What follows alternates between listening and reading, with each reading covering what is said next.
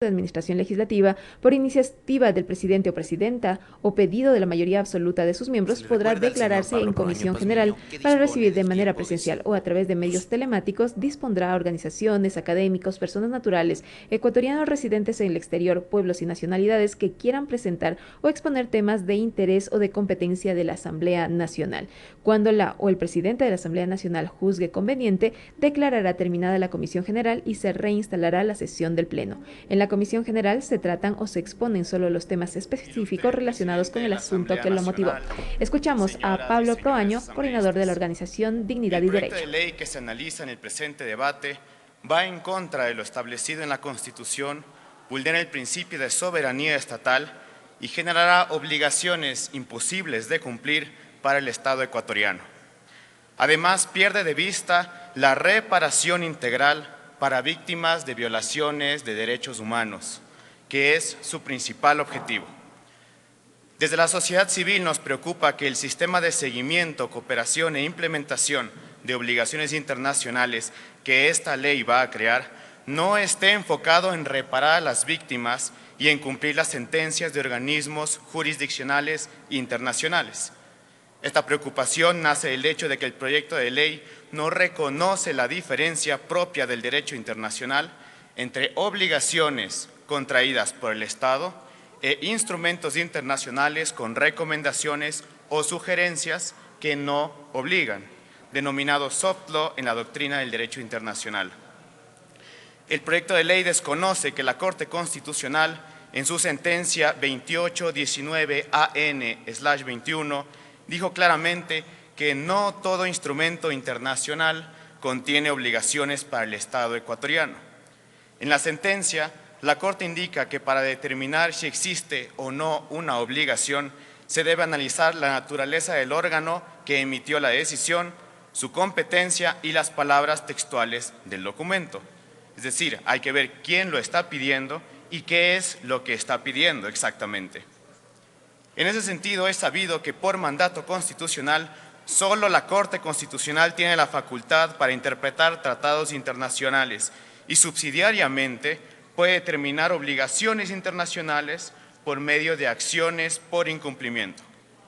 Además, constitucionalmente, solo el presidente, con aprobación de esta Asamblea, puede adquirir nuevas obligaciones internacionales con la firma y ratificación de tratados internacionales. Es por esos motivos que el proyecto de ley es contrario a la Constitución. Es inconstitucional atribuir al sistema de seguimiento creado por esta ley competencias que no tiene, como lo es la facultad de determinar qué tipo de instrumentos internacionales contienen o no contienen obligaciones para el Ecuador. Como segundo punto, quiero manifestar que el proyecto de ley atenta directamente contra la soberanía del Estado en cuanto a la definición de sus leyes y políticas públicas. Si se aprueba esta ley sin modificaciones, el Ecuador tendrá que obedecer todo lo que diga la ONU y los organismos del sistema interamericano. Serán considerados automáticamente como leyes y mandatos para las autoridades públicas y para el pueblo ecuatoriano. Sería ceder plenamente a organismos internacionales la dirección y el rumbo del país y renunciar a nuestro derecho a decidir sobre nuestras propias leyes y políticas públicas. Ciertamente es importante reconocer la postura de estos organismos y comités, pero ellos no conocen la realidad nacional como ustedes y las demás autoridades públicas. Por eso es que estos instrumentos internacionales no fueron concebidos para ser obligaciones para los estados. ¿Por qué esta ley quiere darle a estos documentos un poder que no tienen? Finalmente, este proyecto de ley generaría obligaciones imposibles de cumplir para el Estado ecuatoriano. Cada año las Naciones Unidas, sus comités y demás organismos de derechos humanos producen cientos de informes para los estados. Bajo una política de austeridad y ante los debates sobre el alza de impuestos, ¿no sería contraproducente adquirir cientos de nuevas obligaciones para el Estado? ¿No se debería usar ese dinero y recursos para reparar a las víctimas de violaciones de derechos humanos debidamente declaradas mediante órganos jurisdiccionales internacionales?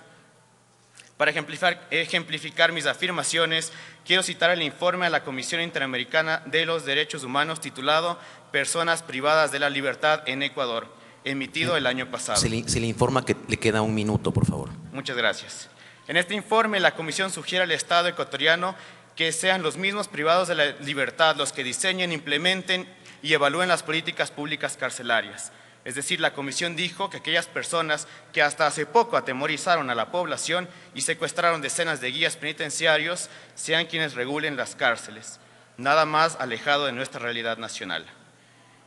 Así, el sistema de seguimiento puede volver a su principal objetivo: asegurar la reparación integral de las víctimas de violaciones de derechos humanos y cumplir cabalmente nuestras obligaciones internacionales. Es por ello que presentaremos nuestras observaciones a la comisión encargada y solicitamos que las mismas sean debidamente escuchadas y acogidas. Por su atención, muchas gracias. Pablo Proaño, Se coordinador agradece de la la organización